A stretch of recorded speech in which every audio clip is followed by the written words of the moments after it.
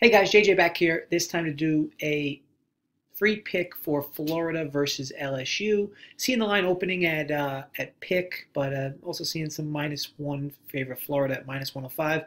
Total is 137.5. Okay, so we grab another win before or in the previous video with Oklahoma absolutely thrashing Kansas. Real good spot for us to back OU. It was good to see them close out as well, which would ultimately clinch their bid into the tournament. This brings our channel up to 13-3 against the spread in CBB, 5 straight wins. Need to be clear to anybody new that's subscribing that I myself am always going to find value in favorable spots, but I will absolutely not continue to win it even close to this winning percentage. 13-3 has us at near 82%, wildly unsustainable. But the picks have been good, and only a few of them have even actually been a sweat. Most of them have been pretty cruise control victories. I myself, though, am not too naive to know that this high percentage train ride will be coming to an end at some point. This is a good time to mention to all of you how important it is, or how that the fact that being humble is actually, a long-term requirement in this industry. It's not something that I suggest to people. It's something that I tell people that it's mandatory to be humble. Is being humble, especially in sports betting, while you're winning. Is most certainly a requirement for you, and I would advise anybody. You never want to get too high on the horse, because the higher you get on your high horse, the more complacent you'll get, and it ultimately will impact your process, right? So what tends to happen is we go on hot streaks. All of us do at one point or another, and some of us tend to feel like we've cracked the sports betting code, right? Like we have all the answers. Newsflash, this is not the case, and it will never be the case. Answers are found over time, getting favorable numbers, making sure that, all the research and analysis you can get on a team, on players. And again, the biggest one is getting the favorable numbers. If you deviate from that logic in the form of long-term favorable numbers, your winning percentage will also begin to falter. I've always hovered at or around 60% in sports betting. You can't expect anybody to outperform 60% long term. If you do, you will only be letting yourself down, or you and anybody you tell will be let down. I can promise you that. I myself will have good runs. I'll have bad runs. But what I always do is I always neutralize my coolers, and I remain humble through the wins. Unlike most people, I actually prefer the occasional cooler to come my way every now and again. They're necessary in this industry because, as I mentioned before, complacency becomes such a big issue with so many people who go on their own little heaters. All of a sudden, the process begins to falter. Then they start losing. They don't really know why, so they just continue to bet because they still think that their process is good, it's legit. But what they don't realize is during their heater, they lost some key components of their process because they got complacent. So look, the long short is, I hope this streak continues. Of course, I know I sat there and said I root for coolers, and I don't root for coolers, but I do think everybody needs a cooler every now and again. And it's not just from the losing money perspective. It's from the making sure your head's on right, making sure your process is still what it used to be, and use those coolers when you do have them to, relook at what you were doing when you were winning, making sure that you're using the same process you were doing when you're winning. This is why it's so important to document your process when you are winning, even when you are losing too, because you can at least reference both together and get better that way. Like I said, I hope the streak continues. Just want you all to know that my head's still on tight. My process remains the same. There's no extra jargon. My research is still what it is. I'm not going to sit here and not looking for a blow job or a hand job from any of you on here. Maybe a rim job if you're into that. But no, other than that, ultimately, a thank you from you guys would be, telling others about the channel, getting them to subscribe, dropping comments below, liking the videos. All that stuff would be plenty suffice for me. Okay, so on to the game for tomorrow night. So Florida is hosting LSU, as I mentioned, game that opened at pick. Starting to see some Florida -1 on some spots, -105. Total's 137.5 as well, but I myself will have no play on that total. Let's start with LSU, who's actually having an incredible year for their own standards. Kudos to Will Wade, really turned the program around after him leaving VCU, where he had great success there as well.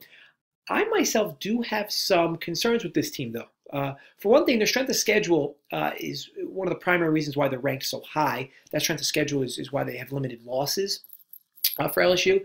It's rather soft when you compare it to the other top 25 teams in the country. LSU is ranked 10th right now, as per the polls. But LSU has only played 4 games away from home against top 30 teams. 2-2 in those games, and one of those wins came in overtime, and the other was off of a controversial end-of-the-game basket against Kentucky.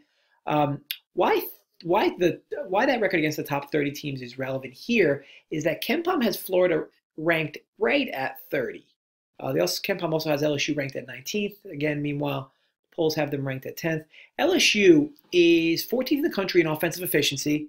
Florida can counter that, being ranked 11th in defensive efficiency. LSU in this matchup will have a huge advantage on the glass, but Florida will have a much bigger advantage in the form of forcing turnovers. LSU is going to want to speed things up. Florida's going to be trying to slow things down. These two teams have wildly diverse playing styles, but nonetheless, they are far more equal than this spread is indicating. Florida's had a tougher overall and non-conference schedule and is coming off their absolute worst loss of the season. They lost at home against Boston College by 6, despite being an 11-point favorite. Before this loss, Florida had reeled off 5 straight wins, so they were playing confident basketball. I'm going to chalk this Boston College game to a complete anomaly, which also, adds the element of a strong bounce-back chance for them. Or maybe, just maybe, they were looking past that matchup onto this game here against LSU. Now, LSU's covered in 3 straight, and I think we have a situation here where the market has begun to over-adjust. Now, LSU all season, I know a lot of sharps that have been betting LSU throughout this year and have been making good money because the market just has not adjusted properly to LSU. But I do believe that right in this game here, in this game in particular, I do believe the market has finally adjusted. And not only have they adjusted, they've over-adjusted here. This line at pick, to me, is kind of wild. And I'm kind of pissed that by the time I did this video, it began to move to 1 because I did see it at pick. And again, now I'm all of a sudden seeing 1. I believe this line should be 2.5. Florida minus 2.5. These two teams are very close to one another. I get it. They're not on all things considered. They're not equal per se. LSU might be a little better, but LSU's not, 4 or 5 points better. That's for sure. And that's what this line's kind of indicating. Because they're basically indicating if they play this when they play this game, playing in LSU would be a 5 or 6 point favorite, which is wild. Because again, Florida, these two teams are evenly matched enough. Now, my biggest thing is the fact that LSU has not really been tested all that much on the road, as I mentioned before, and they will have quite the difficult task beating Florida here in their building on senior night as a young squad. I don't know if everybody knows this, but LSU, 323rd youngest team in Division I basketball.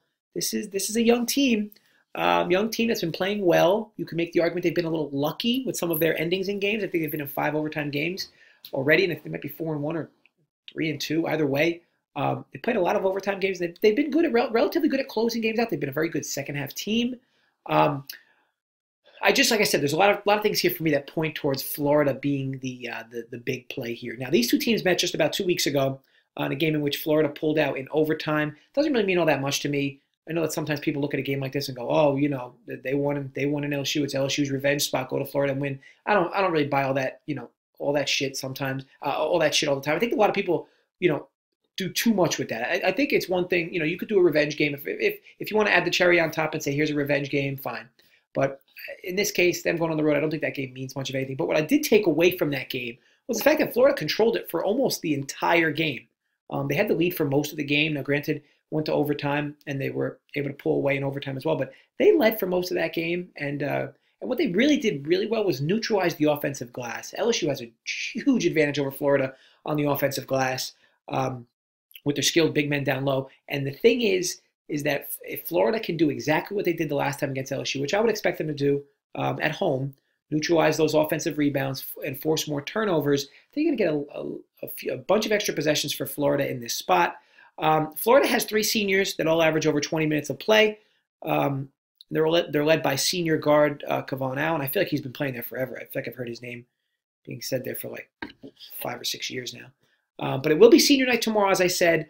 I like this matchup for the similar reasons that I liked Oklahoma. I'm getting the more battle-tested, the experienced team on senior night, trying to solidify themselves into the tournament against a very young, inexperienced team that in this case has been overperforming their market value. So, long short, give me Florida here at pick or even -1 at -105 in this spot versus LSU to have their seniors ride that home crowd to a big win. As far as the way this line moves, I'd be shocked if this line goes back to pick. I can't imagine people really thinking there's value with LSU, even getting one here. I mean, outside of if you're just like a guy looking at it and going, oh, wow, I can get the 10th team in the country getting one on the road here. Wow. But the thing is that LSU is not really the 10th team in the country. The strength of schedules is why they're so high there. Realistically, they're probably like 19th or 20th, and Florida realistically is probably like 27th or 28th. That's why these two teams are much closer than, the numbers on maybe ESPN might tell you. So again, give me Florida. I do believe the line's going to move a little bit more. It'll probably jump to 1.5, maybe even 2. But I don't think it's going to go above 2. I think it'll hover, much like the Oklahoma game did versus Kansas. I think it'll hover between 0 and 2.